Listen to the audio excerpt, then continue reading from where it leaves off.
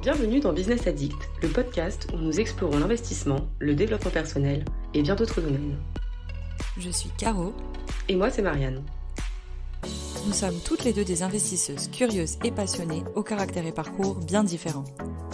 Ici, nous partagerons nos connaissances, nos expériences et celles de nos invités pour que vous sachiez par où commencer, mais aussi pour vous donner des pistes pour accélérer et vous épanouir dans vos projets. Rejoignez-nous pour des conseils inspirants, abonnez-vous et devenez un vrai business addict. Bonjour. Aujourd'hui, on se retrouve dans un nouvel épisode et le sujet du jour, c'est trouver son pourquoi. Avant de commencer, c'est super important d'avoir la raison pour laquelle on va se lancer. Donc ça peut être aussi bien pour investir, c'est clair, mais ça peut être tout à fait pour d'autres projets. Donc sachez que si vous n'êtes pas dans la situation où vous souhaitez investir, vous pouvez tout de même écouter cet épisode, ça pourra vous aider dans tous les cas. L'objectif, c'est de vous aider à trouver la raison qui va vous lancer à faire vos démarches. Moi, pour le coup, je vais cibler un petit peu le sujet sur l'investissement, mais sachez que vous pouvez l'appliquer à tout autre domaine. Alors, ce qui est important, c'est vraiment de définir un objectif clair et personnel. Ça va vous éviter les erreurs et ça va vous permettre de rester motivé tout au long de votre processus. Pour commencer, on va essayer déjà de comprendre vos motivations personnelles. C'est primordial de connaître ses motivations personnelles avant de commencer à investir, de savoir qu'est-ce qui, à l'intérieur de vous, vous fait vous lancer. Est-ce que c'est parce que vous avez envie de pouvoir aider vos parents, etc. Est-ce que c'est parce que vous voulez être là et servir de modèle à vos frères et sœurs? Il y a plein de motifs qui vont dépendre vraiment de chaque personne. Et l'objectif, c'est de réfléchir vraiment à vos aspirations, aussi bien financières, pour le cas de l'investissement, à vos rêves. Qu'est-ce que vous souhaitez atteindre? Si vous pouviez vous projeter dans la situation parfaite pour vous et vraiment votre rêve de vie, quel serait-il? Et voilà, il faut vraiment réfléchir à vos objectifs. Par exemple, ça peut être moi, dans 10 ans, je voudrais vivre au bord de la mer, dans une petite maison. Ça peut être moi, dans 10 ans, j'ai envie de vivre dans la forêt, dans un petit chalet, éloigné de tous.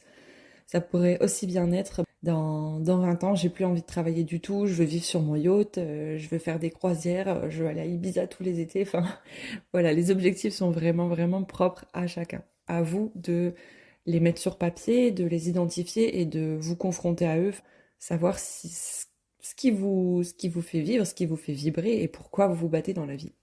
Alors, il y a quelques questions qui peuvent vous aider à explorer vos motivations profondes. Par exemple, si je vous demande pourquoi est-ce que c'est important d'investir pour vous, ou dans le cas où c'est pas dans les invests, pourquoi est-ce que vous faites ce que vous faites? Quels sont vos objectifs financiers à court terme? Donc ça peut être à 5 ans, à 10 ans, à long terme ensuite, ça peut être par exemple à 15 ans, à 20 ans, à 30 ans. Quels sont vos rêves et vos aspirations?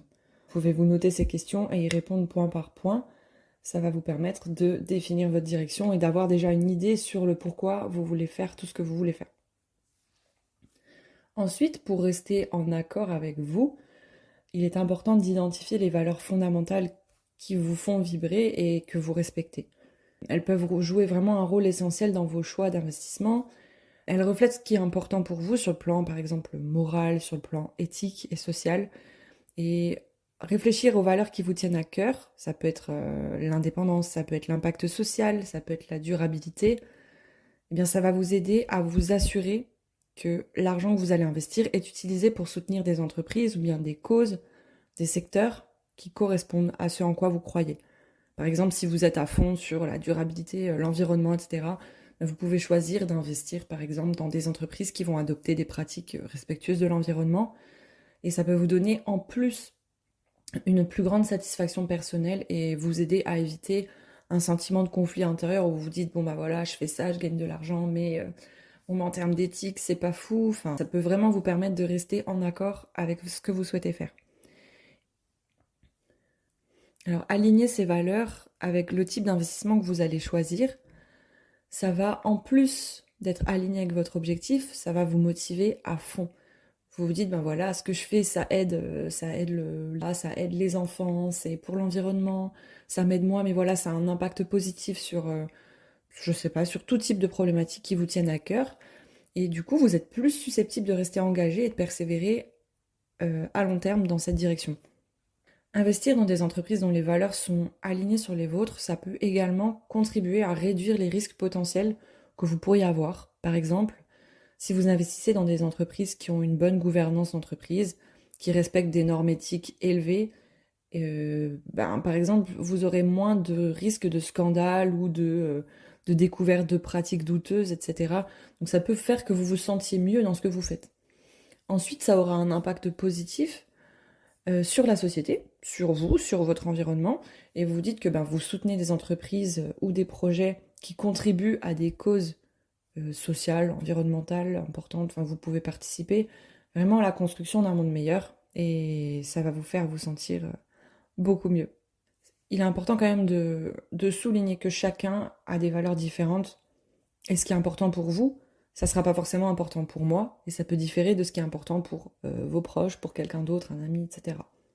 Donc l'investissement, celui qui est basé sur les valeurs, c'est une approche vraiment personnalisée qui va vous permettre de donner un sens à votre argent et à le mettre au service de ce qui compte le plus pour vous.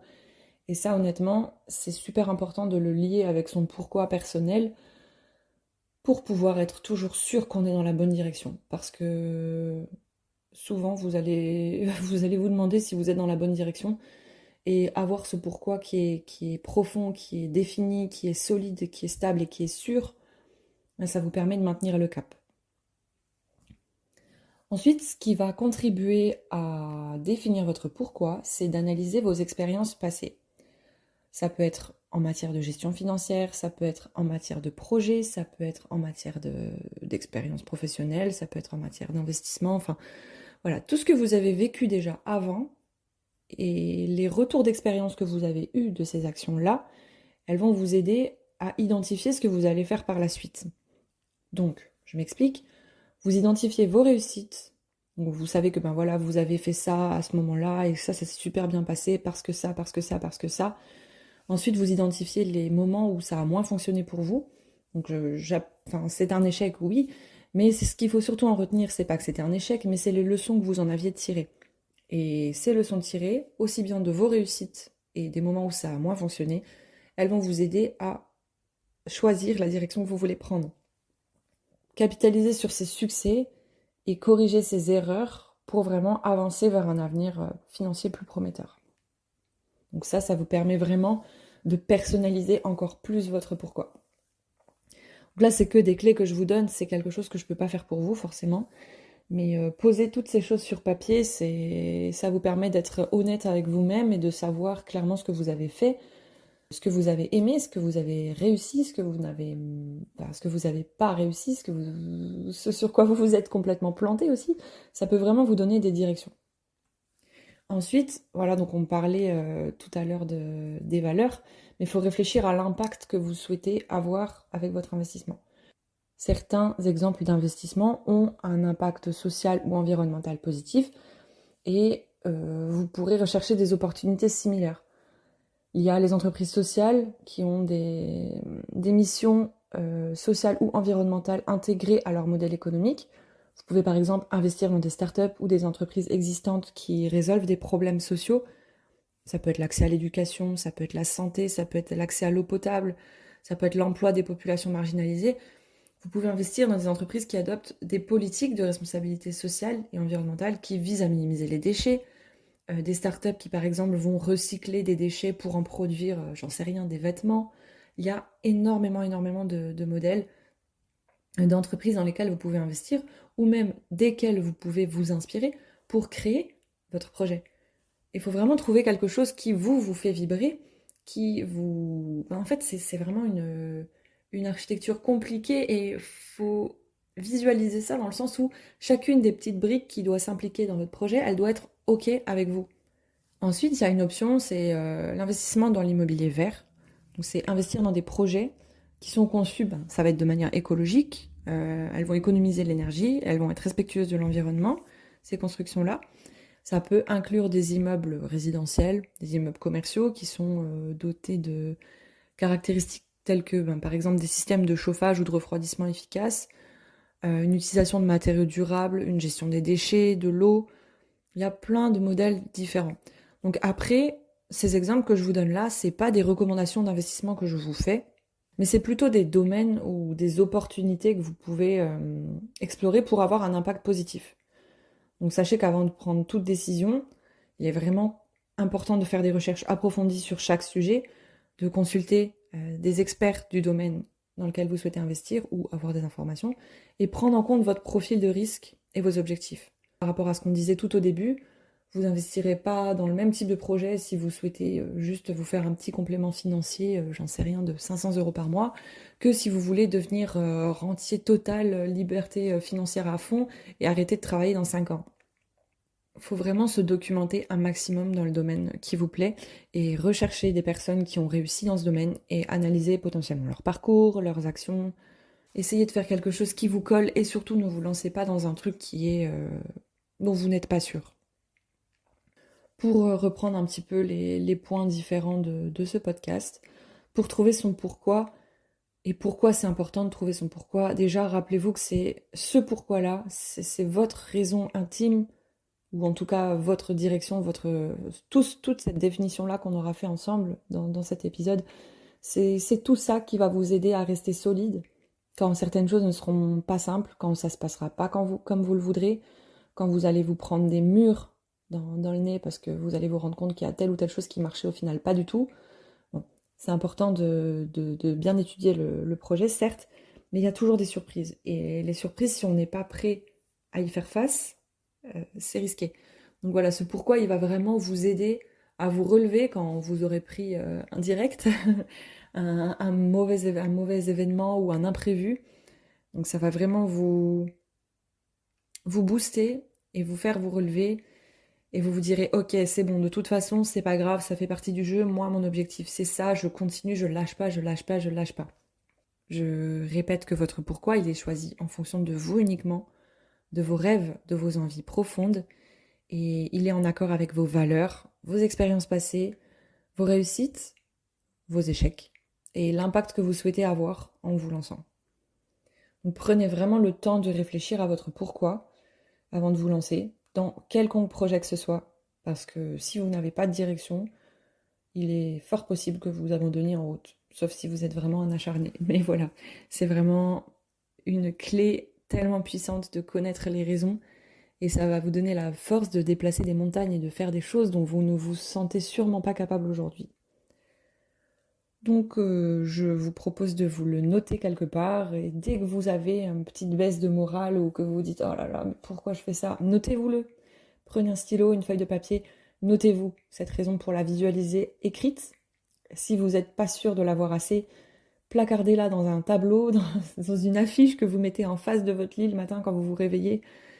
C'est super important. Et vraiment, ça va vous conditionner. Ça fait partie un petit peu du mindset. Enfin, ça fait même totalement partie de la définition d'un mindset qui est en accord et avec l'investissement, avec les projets, avec devenir une meilleure version de soi. Et ça va vous driver pour toutes les étapes difficiles de votre vie. Voilà, je minimise pas du tout. C'est super important. Et c'est considérable l'effet que ça va avoir sur vos actions, vous le verrez, et ça va vous changer la vie. Je pense qu'on a fait pas mal le tour sur les différentes techniques qui peuvent vous aider à définir votre pourquoi. N'hésitez pas à m'écrire ce que vous en pensez, à m'écrire si vous avez peut-être des questions qui vous ont aidé à le définir, ou à me dire ce que vous avez pensé de l'épisode, s'il vous a aidé ou pas. Si on peut aider qu'une seule personne, c'est déjà une réussite. Voilà, j'espère que cet épisode vous aura aidé à définir le pourquoi qui vous correspond le plus et qui vous aidera à tirer un maximum de ce que vous êtes capable de donner, de durer et de faire de vous une bonne personne et de vous battre pour tout ce que vous souhaiterez accomplir comme projet au long de votre carrière et de votre vie.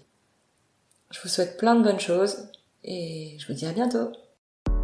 Et voilà, c'est déjà la fin de cet épisode. On espère que vous y aurez trouvé des informations intéressantes pour vous lancer. Si vous l'avez aimé et pour nous soutenir, on vous invite à le partager à vos proches et à vous abonner. Restez connectés et on se dit à très vite. Ciao ciao.